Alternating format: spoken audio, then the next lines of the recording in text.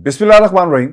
अस्सलाम वालेकुम नाज़रीन, इरफान हाशमी आपको प्रोग्राम में खुश आमदीद कहता हूं। आज पाकिस्तान में महंगाई बम गिरा दिया गया है और इस बम के गिरने के बाद गरीब के घर में चूल्हा नहीं जलेगा और एक मिनी बजट पेश कर दिया गया और हुकूमत वक्त ने तमाम का तमाम मलबा पाकिस्तान की साबका हुकूमत पर डाल दिया।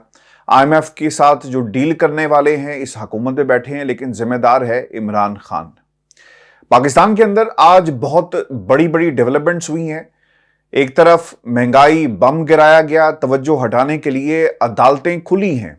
पाकिस्तान की तमाम अदालतें, बैंकिंग कोर्ट, इंसदाद दहशतगर्दी, high court Islamabad, high court Lahore, Punjab police, सब इस वक्त मुतहरिक हैं कि किसी तरह इमरान खान को गिरफ्तार किया जा सके। यानी पूरी की पूरी रियासत इमरान खान को जेल में डालने के लिए मुतहरिक हो चुकी है। व्यूअर्स, पाकिस्तान में इन अदालतों में क्या हुआ, ये महंगाई बजट जो पेश किया गया है, मिनी बजट जिसका नाम रखा गया, और फिर कौमी कमीशन बनाने की बातें कौन कर रहा है, और कुछ ताकतें ऐसी हैं जो पाकिस्तान का भला नहीं चाहती, और ये ताकतें कौन सी हैं, इनकी निशानदेही करेंगे आज के इस प्रोग्राम में। लेकिन सबसे पहले आपको बताएं कि खान साहब की कुछ गुफ्तगू हुई है गैर मुल्की मीडिया के साथ और उन्होंने पाकिस्तान के मौजूदा हालात के ऊपर कुछ बातें कौम के सामने रखी हैं। ये इंकशाफात हैं।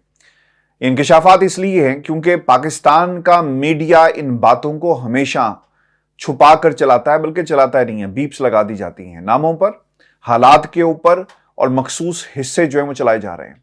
खान साहब ये कहते हैं कि मौजूदा हुकूमत आइन की खुल्लम खुल्ला खिलाफ वर्जी कर रही है। उन्होंने इलेक्शन के लिए हुकूमतों की कुर्बानी दी, यही सवाल था ना। मरियम बड़ी ढिठाई के साथ कहती थी कि हिम्मत है तो दो हुकूमतों को कुर्बान करो और आओ मैदान में, हम तुम्हारा मुकाबला करेंगे। लेकिन मुकाबले से ये भाग गए, इंतखाबात होने नहीं दे रहे। खान साहब ये भी कहते हैं कि अगर इलेक्शन ना हुए तो मुल्क दिवालिया हो जाएगा। पाकिस्तान के अंदर जो सबसे बड़ा सवाल ये पैदा हो रहा है ना कि इस बात का क्या ताल्लुक है कि इंतखाबात नहीं हुए तो मुल्क दिवालिया हो जाएगा। किस तरह, मैं आपके सामने कुछ मिसालें रख देता हूं। जब मैंडेट आपके पास पाकिस्तान की आवाम का नहीं होगा, वो नुमाइंदे जिन्हें पाकिस्तान की आवाम ने मुंतखब नहीं किया, वो पार्लियामेंट में जाकर फैसले करेंगे, पार्लियामेंट से बाहर बैठकर फैसले करेंगे, पार्लियामेंट से बाहर बैठकर पॉलिसीज बनाई जाएंगी। मिनी बजट था, ऐवान में जो तादाद है वो 172 प्लस की है, लेकिन देखें जुल्म इस मुल्क के अंदर जमहूरियत के साथ, यानी किस तरह इसका गला जो है वो घोटा जा रहा है और किस तरह जमहूरियत जंजीरों में जकड़ दी गई है। तकरीबन 85 के करीब लोग जो है ना वो ऐवान में मौजूद ही नहीं थे, और आपने पाकिस्तान का मिनी बजट जो पेश कर दिया। यानी ये हुकूमत वक्त की कारकर्दगी है। मैंने कल आपको खबर दी थी कि इसहाक डार साहब चल कर गए, उन्होंने कहा कि जनाब माई बाप कुछ हमारे ऊपर शफकत का हाथ रख दें और खुदा के लिए इसको चलने दें, ऑर्डिनेंस है। उन्होंने कहा नहीं भाई, पार्लियामेंट में लेकर जाओ ताकि पाकिस्तान की आवाम को पता चले कि तुम जैसे मुंतखब नुमाइंदे करते असल में क्या हैं। और फिर आपने देखा कि एक पार्लियामेंट ने उसको पास तो किया, लेकिन इसके ऊपर बहस किसी ने नहीं की क्योंकि पूरे का पूरा टोला मिलकर बैठा हुआ है। आप कैसे एक्सपेक्ट करेंगे कि पाकिस्तान के अंदर जो फैसले हो रहे हैं वो अवाम दोस्त फैसले होंगे, पाकिस्तान दोस्त फैसले होंगे? ऐसा नहीं हो रहा। खान साहब ये कहते हैं कि अगर इलेक्शन ना हुए तो मुल्क दिवालिया हो जाएगा। और फिर उन्होंने जनरल बाजवा के दौर की मिसाल दी। वो ये कहते हैं कि बुनियादी हकूक की खिलाफ वर्जी की गई, पाकिस्तान के अंदर ऐसी मिसाल नहीं मिलती। ये डरे हुए हैं कि अवामी मैंडेट वाली हुकूमत आ गई तो फिर क्या होगा, यानी इनकी रिकवरीज दोबारा होंगी, केसेस दोबारा खुलेंगे, जितने कवानीन इन्होंने अमेंडमेंट्स की ये रिवर्स हो जाएंगे। इसलिए खान साहब पाकिस्तान की अदालतों की तरफ देख रहे थे। अदालतों की कहानी भी मैं आपके सामने आगे चलकर रखूंगा, लेकिन इस वक्त कोशिश ये की जा रही है, खान साहब ये कहते हैं कि उन्हें गिरफ्तार किया जाए और गिरफ्तार करके नाअहल कर दिया जाए। खान साहब ने आज इस बात का भी ऐलान कर दिया, जो मुलाकात हुई उसके अंदर भी और टेलीविजन पर खिताब करते हुए भी, कि जब गिरफ्तारियां शुरू होंगी तो वो अपनी गिरफ्तारी भी दे देंगे। यानी वो डरते नहीं है। बाज लोग कहते हैं कि खान साहब शायद किसी बंकर में छुपकर बैठे हुए हैं, लेकिन वो छुपकर नहीं बैठे हुए। वो पाकिस्तान की आवाम को का ये जो मैंडेट उनके पास है, उन्हें उस मैंडेट को जगा रहे हैं, दोबारा से उनको होश दिला रहे हैं कि उठो, पाकिस्तान के लिए उठो। मैं आपको एक बात बताऊं, आज इमरान खान को गिरफ्तार कर लिया जाए, पाकिस्तान की आवाम जिस तरह रिएक्शन दिखाएगी वो एक तरफ है, लेकिन ये आपके अपने मुस्तकबिल की जंग है सियासतदानों के खिलाफ। چاہے اس کا تعلق پاکستان کی کسی جماعت سے بھی ہو. آج عمران خان سیاست سے الگ ہو جائے تو یہ تمام قوتیں عمران خان کے خلاف صرف ہرزہ سرائی کریں گی اور پھر اپنی سیاست کے اندر فتح کا اعلان کریں گی. لیکن نقصان کس کو ہوگا؟ پاکستان کی عوام کو. اب ہو یہ رہا ہے کہ مریم ہو، نون لیگ ہو، پاکستان پیپلز پارٹی ہو، کوئی بھی جماعت ہو، وہ عمران خان کو تمام چیزوں کا ذمہ دار ٹھہراتی ہے اور اپنی حکومت کرتی ہوئی نظر آتی ہے. کہا نا اسحاق ڈار نے پارلیمنٹ کے فلور پہ کھڑے ہو کے کہ جناب 4 سال کی سلیکٹڈ حکومت سے اس کا حساب لینا ہوگا. خان صاحب یہ کہتے ہیں کہ جب ملک میں آئین کی خلاف ورزی ہوگی تو عدالتوں کے علاوہ کوئی اور راستہ نہیں بچتا. یہ نہیں ہو سکتا کہ پاکستان مسلم لیگ نون کی طرح سڑکوں پر اس طرح آئیں، اداروں پر حملہ کریں، کالا کوٹ پہن کر، لوگوں کا ایک سیلاب لے کر آپ سپریم کورٹ پر چڑھ دھوڑیں اور پھر آپ کسی کے پیروں میں پڑ جائیں. ایسا نہیں ہو سکتا. پاکستان تحریک انصاف نے تمام راستے وہ اختیار کیے جو آئین اور قانون کے راستے تھے.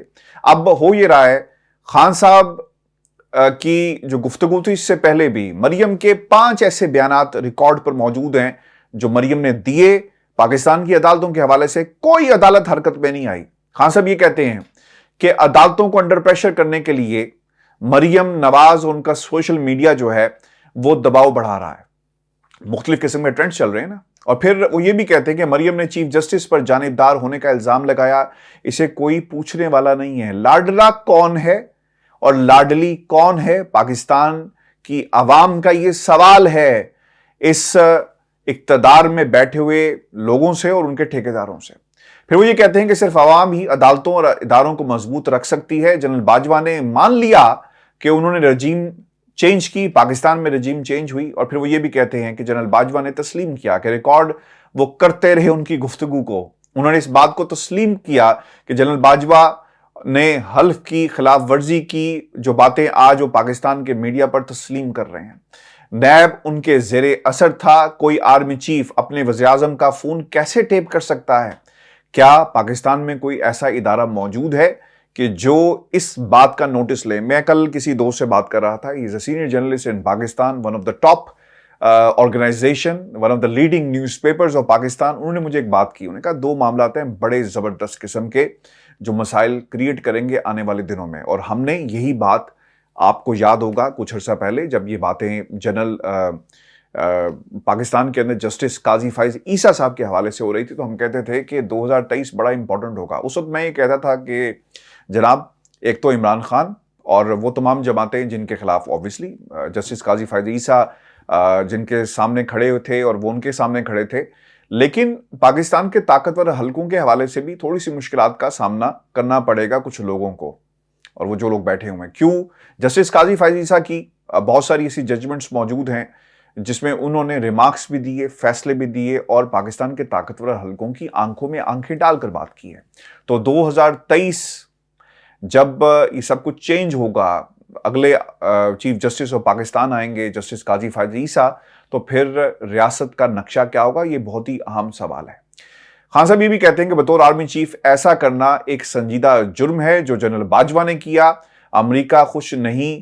باجوہ روس کی مخالفت میں بیان دے رہے تھے. ہمیں نیوٹرل رہنا چاہیے تھا. اظہار ڈار کو صدر کو اس لیے مل کر آرڈیننس پر دستخط کروانا چاہتے تھے کہ جناب تاکہ ایک پریشر نہ آئے اور سارے کا سارا ملبہ جو ہے وہ اس حکومت کے صدر پر جائے. یعنی جو خان صاحب کی حکومت تھی، جو خان صاحب کی پاکستان تحریک انصاف کے صدر ہیں عارف علوی صاحب، ان پر ملبہ ڈالے کہ جناب دیکھیں آرڈیننس روک لیتے، لیکن انہوں نے آرڈیننس نہیں روکا. اگر کوئی تنقید کرے گا. خان صاحب یہ بھی کہتے ہیں کہ جنرل باجوہ، علوی اور میری میٹنگ میں صرف انتخابات پر بات ہوئی تھی اور یہ وہی مطالبہ ہے جو خان صاحب پہلے دن سے کر رہے ہیں. اور بلکہ اگر آپ کو یاد ہو، جن لوگوں کو یاد نہیں ہے ان کے لیے، جب اقتدار سے الگ ہوئے تو اسمبلیاں تحلیل کر دی گئی، نگران حکومتوں پر بات چیت شروع ہو گئی، لیکن پھر سپریم کورٹ آف پاکستان کا حکم آتا ہے اور جو کچھ ہوا وہ آپ کے سامنے ہے. خان صاحب یہ بھی کہتے ہیں کہ 100% سیکھا کہ کسی بھی آرمی چیف کی ملازمت پہ ہم نے توسیع نہیں کرنی. یہ اب سبق سیکھ لیا ہے.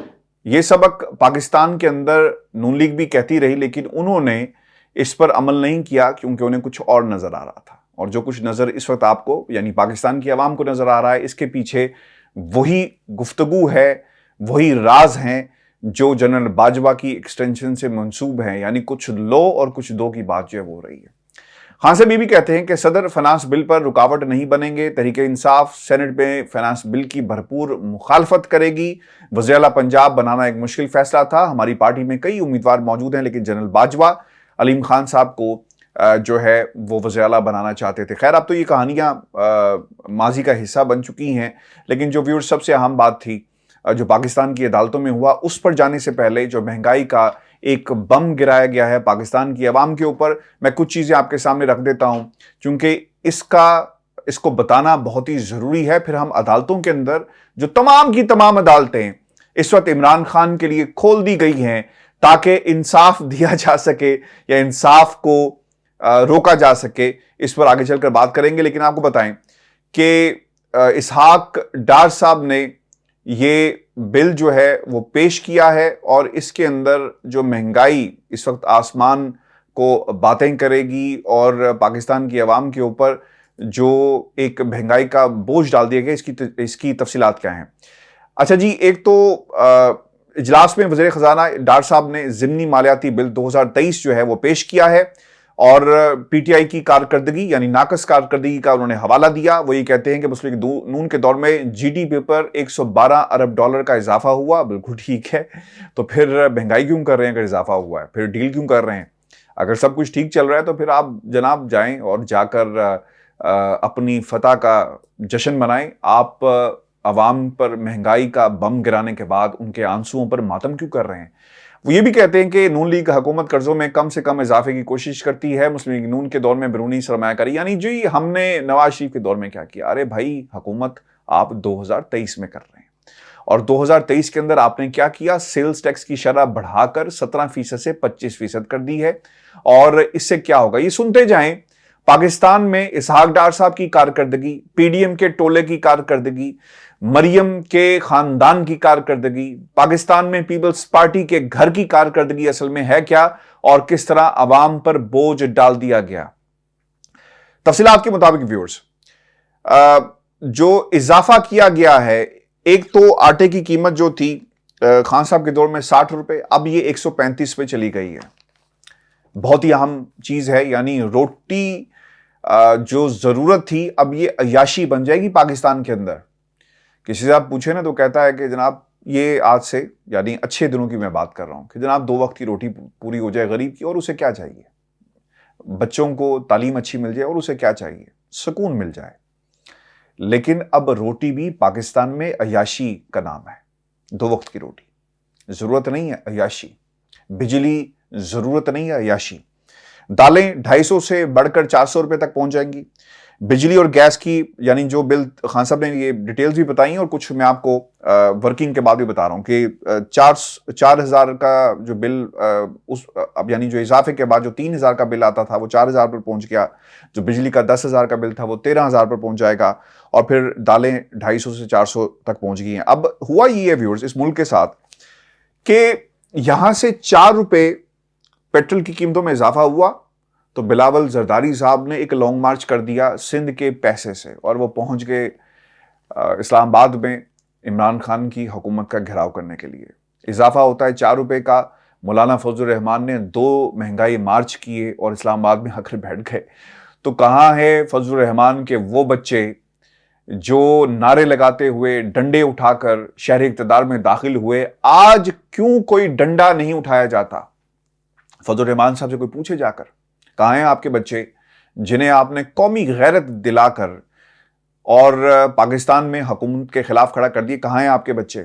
پھر یہ 2 بار فضل الرحمان صاحب نے کیا، اور پھر مریم نواز بھی ایک جعلی قسم کا انقلاب، کیونکہ اب یہ ہاؤس آف شریف جو ہے نا جتنی مرضی ایکٹنگ کر لے، جتنی مرضی، آپ کو یاد ہوگا میں نے کہا تھا کہ یہ فلم نہیں چلے گی، تو اب اس فلم کو کامیاب دکھانے کے لیے ٹکٹیں خرید کر باقاعدہ سینما گھروں میں لوگوں کو بھیجا جا رہا ہے کہ خدا کے لیے مفت ٹکٹ لو اور جا کر دیکھ لو۔ لیکن اس تماشے کو، اس فلم کو پاکستان کی عوام دیکھنے کے لیے تیار نہیں ہے، کیونکہ اس کے پاس روٹی نہیں ہے، بنیادی ضروریات اس کی پوری نہیں ہو رہی، تو وہ آپ کی یہ جعلی فلم کیوں دیکھے گی؟ مریم نواز کا انقلاب راستے میں رہ گیا اور انہوں نے بھی مہنگائی کی جو ہے وہ بار بار بات کی۔ آپ کو نون لیگ کے تمام لوگ نظر آئیں گے، وہ کیا کہتے تھے آپ کے سامنے کہ دیکھو اس حکومت نے کیا کر دیا۔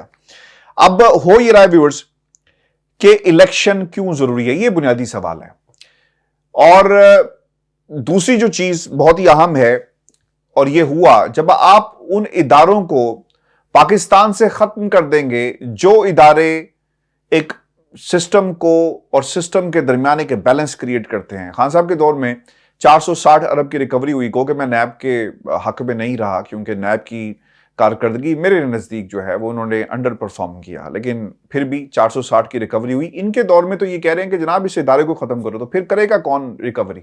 یعنی چور ڈاکہ ڈال کر نکلتا بنے گا، منی لانڈرنگ کرے گا، پیسے کو باہر لے کر جائے گا، تو پھر پکڑے گا کون؟ کون سا ایسا ادارہ ہے پاکستان کا جو انڈیپینڈنٹ کارروائی کرے گا؟ کوئی ایسا ادارہ موجود نہیں ہے۔ 460 ارب روپے کی ریکوری ہوتی ہے نیب کے دور میں، اور پھر 1100 ارب کے کیسز کو معاف کروا دیا گیا۔ یعنی جو پہلا جو فیس تھا اس حکومت کے آنے کے بعد، انہوں نے اپنے کیسز کو ختم کروایا، یعنی 1100 ارب روپے کے کیسز ختم ہوئے، اور پھر اس کے بعد اب یہ جو مہنگائی کا جو بوجھ ڈال دیا گیا ہے عوام کے اوپر، اس کی بنیادی وجہ آپ پچھلے 8-9 ماہ سے اپنے کیسز ختم کرانے میں لگے رہے۔ پاکستان کو معیشت کو ٹھیک کیسے کرنا ہے، جو روڈ میپ دینا چاہیے تھا وہ آپ نے نہیں دیا، اور اب یہی کچھ جو ہے وہ ہونے جا رہا ہے۔ ویورز آپ کو بتاتے چلیں، اور یہ جو ڈالر ہے 90 روپے کا اس میں اضافہ ہوا، یہ تاریخ میں کبھی اتنا بڑا اضافہ نہیں ہوا۔ میں کوئکلی پاکستان کی عدالتوں سے جو فیصلے آ رہے ہیں اور عمران خان کے ساتھ کیا سلوک کیا جا رہا ہے وہ میں آپ کے سامنے رکھ دیتا ہوں۔ ایک بڑی تعداد میں لوگ موجود ہیں زمان پاک کے باہر، اور کہا یہ جا رہا ہے کہ خان صاحب کو 8 بجے تک عدالت میں پیش ہونے کا حکم دیا۔ ایک طویل آج کاروائیاں ہوئی ہیں پاکستان کی عدالتوں سے، ایسا لگتا ہے کہ کسی نے کہہ دیا کہ جاگ جاؤ، اور یہ جاگ گئے، اور ایک روبوٹک قسم کی کاروائی ہمیں پاکستان کی عدالتوں سے ہوتی ہوئی نظر آئی ہے۔ ان عدالتوں میں جو سب سے بڑی عدالت ہے، ریمارکس دیے ہیں چیف جسٹس آف پاکستان عمرت بندیال نے، وہ یہ کہتے ہیں کہ پنجاب میں انتخابات عمل درآمد کروائیں جس طرح کا حکم آیا۔ جو لا آفیسر وہاں پر پیش ہوئے ان سے کہا کہ کیوں یہ ریمارکس تھے جسٹس عائشہ ملک کے کہ الیکشن کمیشن انتخابات کے لیے مشورے کیوں کر رہا ہے بھائی؟ جا کر آپ انتخابات کیوں نہیں کرواتے؟ 90 دن کی ایک ڈیڈ لائن ہے، آپ نے کروانے ہیں۔ تو اس پر انہوں نے کہا کہ جناب ہائی کورٹ کا حکم یہی ہے کہ جا کر آپ گورنر صاحب جو ہیں الیکشن کمیشن سے اور حکومتوں سے مشاورت کریں۔ اس پر سپریم کورٹ آف پاکستان کی ایک باقاعدہ طور پر آبزرویشن موجود ہے، اور اگر یہ معاملہ عدالت میں جاتا ہے یقیناً جس طرح یہ گیا ہوا ہے، تو سپریم کورٹ آف پاکستان بھی اس فیصلے کو اپ ہیلڈ رکھے گی۔ لیکن ایسا لگ رہا ہے کہ انٹرا کورٹ اپیل، انتخابات تو نہیں ہو رہے، اور اس کے بعد یہ معاملہ سپریم کورٹ آف پاکستان میں جائے گا، اور وہاں پر ایک فل بینچ بنا دیا جائے گا، اور پھر اس کی ایک تشریح شروع ہو جائے گی۔ مزید جو ہے 60-70 دن جو ہے وہ گزر جائیں گے، اور کچھ لوگوں کو مزید وقت جو ہے حکومت کرنے کا مل جائے گا۔ ویورز آپ کو بتاتے چلیں، جو پہلی خبر ہے، انسداد دہشت گردی کی عدالت نے عدم پیشی پر عمران خان کی ضمانت جو ہے وہ خارج کر دی ہے۔ انسداد دہشت گردی کی عدالت کے جج جواد عباس صاحب تھے جو الیکشن کمیشن کے باہر احتجاج سے متعلق کیس کی سماعت کی، جس میں عدالت نے عمران خان کی استثناء کی درخواست بھی خارج کر دی۔ یعنی الیکشن کمیشن کے باہر جا کر آپ احتجاج بھی نہیں کر سکتے، یہ حق بھی کچھ طاقتوں نے آپ سے چھین لیا، اور اس کے اندر انسداد دہشت گردی کی دفعات لگا کر عمران خان کو اندر کرنے پر یہ تلے ہوئے ہیں۔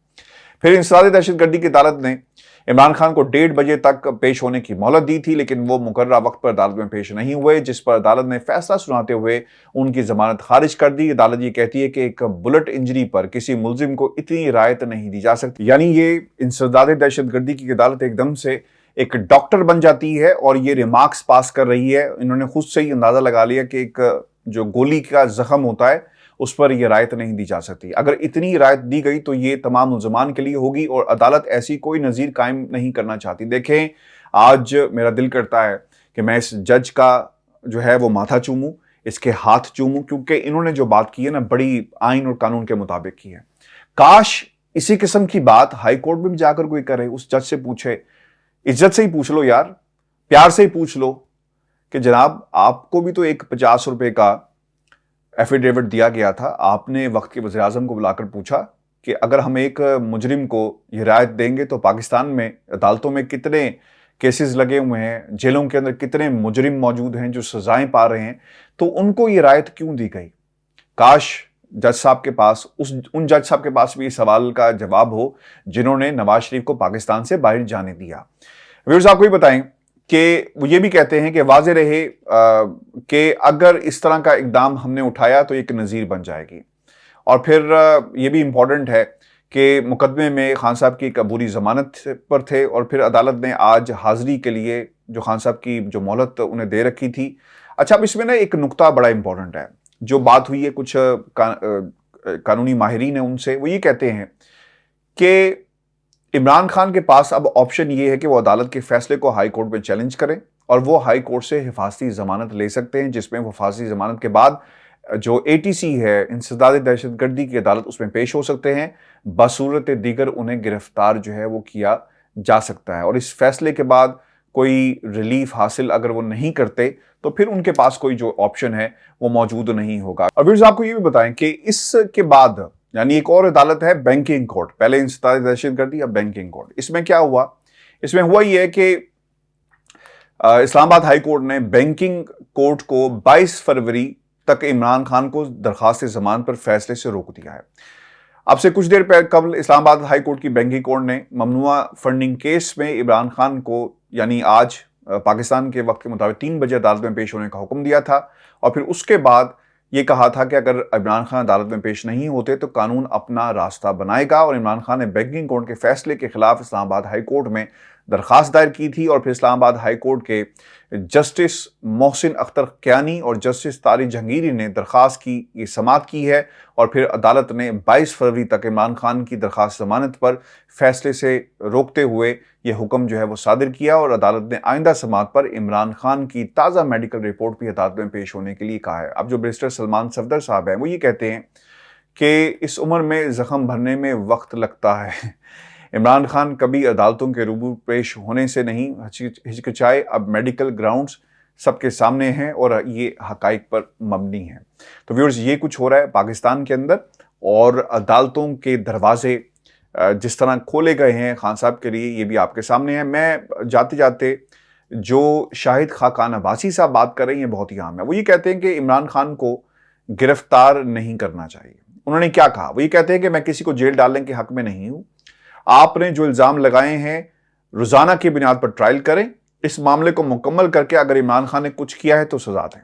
عمران خان نے بہت سے غلط کام کیے ہیں، عمران خان خود غلطیوں کا اعتراف کرتے ہیں، عمران خان نے خود باتیں کی ہیں جس کی کوئی حد نہیں۔ میں سنی سنائی باتوں کا نہیں بلکہ ان کے اعتراف کا ذکر کر رہا ہوں۔ پھر انہوں نے اور بھی مزید باتیں کہی کہ 75 سال میں 73 کے آئین کے تحت جنیجو کے علاوہ تمام وزراء اعظم جیل گئے ہیں، اور وہ سپریم کورٹ پاکستان پر طنز کر رہے تھے کیونکہ ایک ریمارکس دیے تھے سپریم کورٹ پاکستان میں۔ ویورز یہ حالات ہیں، اور جو خبریں آ رہی ہیں زمان پاک سے وہاں پر لوگوں کی ایک بڑی تعداد پہنچی ہے، چونکہ اگر خان صاحب ہائی کورٹ میں پیش نہیں ہوتے اور ضمانتی حفاظت کی جو درخواست کی گئی ہے وہ نہیں ملتی تو پھر پنجاب پولیس جو حرکت میں آئے گی۔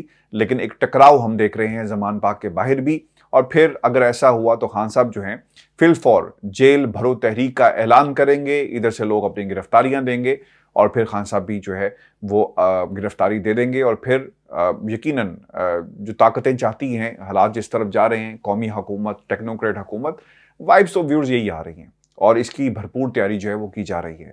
ویورز یہ ہمارا شو تھا، اپنے کمنٹس بھیجیے گا، چینل کو سبسکرائب ضرور کریں۔ مجھے اجازت دیجیے، اللہ نے کے بعد۔